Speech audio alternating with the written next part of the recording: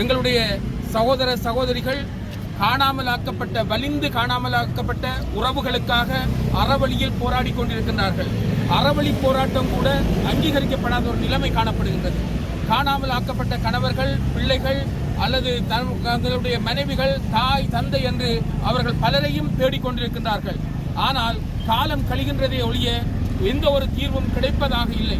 தெருக்களில் நின்று போராடுகின்ற எங்கள் உறவுகள் தங்களுடைய சாட்சியங்களை கூட காலத்தில் காரணமாக அவர்கள் கால கரைப்பு காரணமாக அவர்கள் மறைந்து கொண்டிருக்கின்றார்கள். எனவே படிப்படியாக சாட்சியங்கள் அளிக்கப்படுகின்ற அல்லது அழிகின்ற நிலைமை காணப்படுகின்றது. எனவே இந்த அரசாங்கம் எங்களுக்கு பச்சை கட்சி ஆட்சி செய்தது எதுவும் கிடைக்கவில்லை, நீல கட்சி ஆட்சி செய்தது எதுவும் கிடைக்கவில்லை, இப்போது சிவப்பு கட்சி ஆட்சி செய்கின்றது. இந்த ஆட்சியிலும் கூட நாங்கள் சுதந்திர தினத்தில் எங்களோட மன அழுத்தத்தை அல்லது மனதில் இருக்கின்ற உணர்வுகளை வெளிப்படுத்த முடியாமல் இருக்கின்றோம்.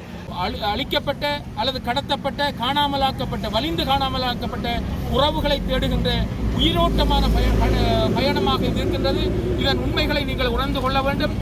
உள்நாட்டு விசாரணை, உள்நாட்டு பொறிமுறை என்று நீண்ட காலமாக ஏமாற்றி வந்திருக்கின்றீர்கள்.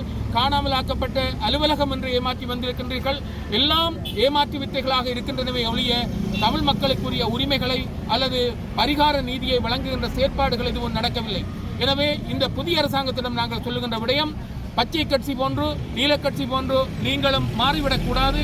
இந்த இழக்கப்பட்ட மக்களுக்கான அல்லது கடத்தப்பட்ட மக்களுக்கான உரிமைகள் வழங்கப்பட வேண்டும், அவர்களுடைய நீதி கிடைக்க வேண்டும். அதேவேளை நீங்களும் ஒரு காலத்தில் ஆயுதம் தூக்கி போராடியவர்கள். 71ஆம் ஆண்டில் ஒரு புரட்சி நடத்தினீர்கள்.